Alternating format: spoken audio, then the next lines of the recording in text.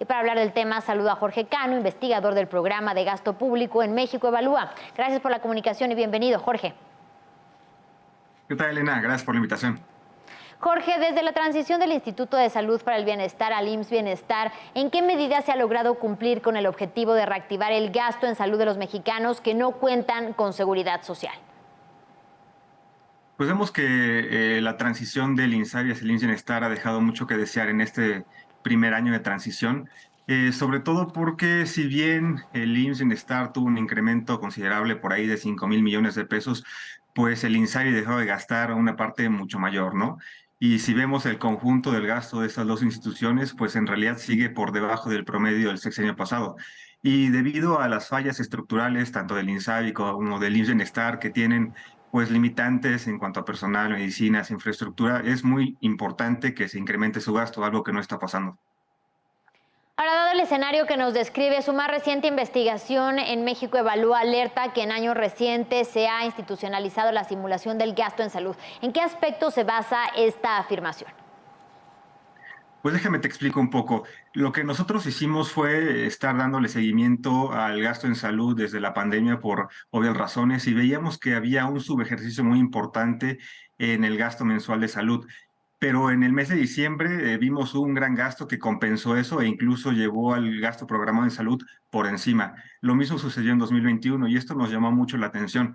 Al meternos en la profundidad de los gastos, vimos que se trataba de grandes transferencias hacia el Fonsavi, pero nuevamente pues nos llamó mucho la atención que la operatividad del mismo fondo estaba fallando. Solamente para introducir a tu auditorio lo que es el Fonsavi, pues es un fideicomiso cuya misión tiene garantizar el fondeo de enfermedades de alto costo como cáncer, SIDA, males congénitos, para la población vulnerable, la más pobre, ¿no? La que no tiene IMSS o ISSSTE.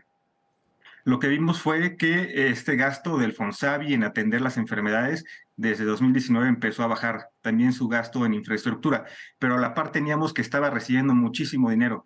Las entradas se duplicaron, las salidas se triplicaron. ¿Y por qué era esto? No lo podíamos explicar. Hasta recientemente tuvimos acceso a información de la Secretaría de Salud y vimos que en realidad lo que está pasando es que más del 80% de las salidas del Fonsavi se fueron a la TESOFE.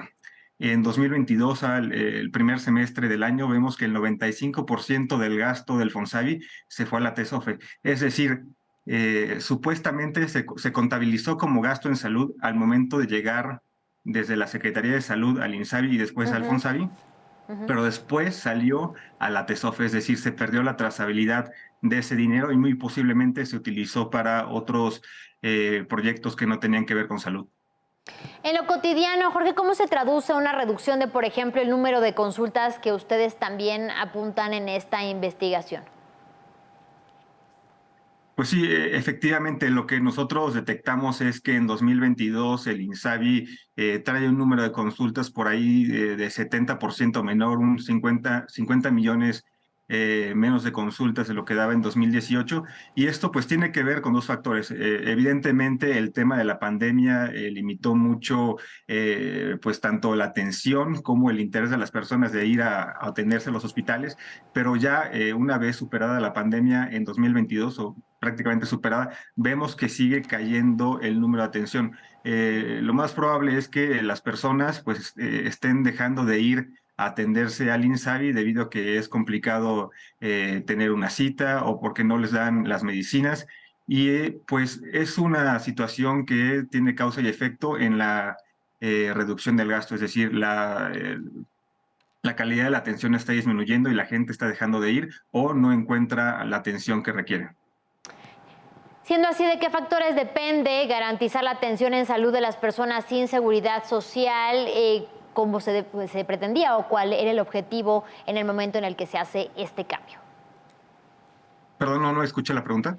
¿De qué dependerá entonces el poder garantizar la atención en salud de las personas que no tienen seguridad social? ¿De qué factores, qué elementos tendrán que estar presentes para que esto sí ocurra de esta manera? Claro, sí.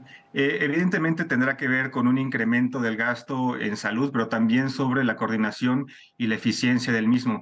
Por ejemplo, tenemos el caso del desabasto de medicinas. Gran parte de eso tiene que ver con decisiones administrativas de dejar de comprarle a los proveedores y querer el gobierno ser el proveedor mismo, comprar directamente con los productores y saltarse esa parte de los proveedores, lo que pues, les salió muy mal, ¿no? Generó sobregastos, últimamente ha tenido que recurrir a licitaciones directas, la parte de las compras consolidadas a través de la UNOPS también fracasó. Entonces, pues son diferentes decisiones administrativas que se tienen que mejorar.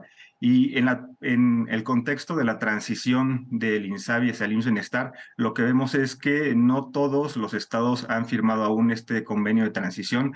Hay algunos estados, sobre todo los de oposición, que ya se han manifestado a estar en contra de esta transición. Entonces va a ser un reto muy importante políticamente para lograr hacer esta consolidación de la Ujú. administración de la salud a través de la federación, que es en lo que consiste el IMSS Bienestar, y pues tendrá que estar ligado a un incremento sustancial del gasto en salud. Finalmente, Jorge, brevemente te pediría que nos dijeras, es un hecho que en el sector salud hay mejoras para quienes sí cuentan con seguridad social. ¿Cuál es el contraste o qué tan distinto es esto para los que no cuentan con seguridad social? Sí, evidentemente el gasto funcional en salud, es decir, todo el gasto del gobierno federal se ha incrementado, pero básicamente ha sido debido a aumentos dentro del IMSS, del ISSSTE, de la Secretaría de Marina y del sistema de salud de Pemex. Y pues lo que está arrojando esto es que cada vez más existe una brecha entre la calidad de la atención de las personas con seguridad social y las personas sin seguridad social. Es decir, cada vez los mexicanos tenemos un acceso más desigual a este derecho universal de la salud. Muchísimas gracias por tu análisis, Jorge Cano, investigador del programa de gasto público en México Evalúa, por platicarnos acerca de esta investigación más reciente. Muchísimas gracias y buena tarde. No, gracias a ti, Elena. Buena tarde.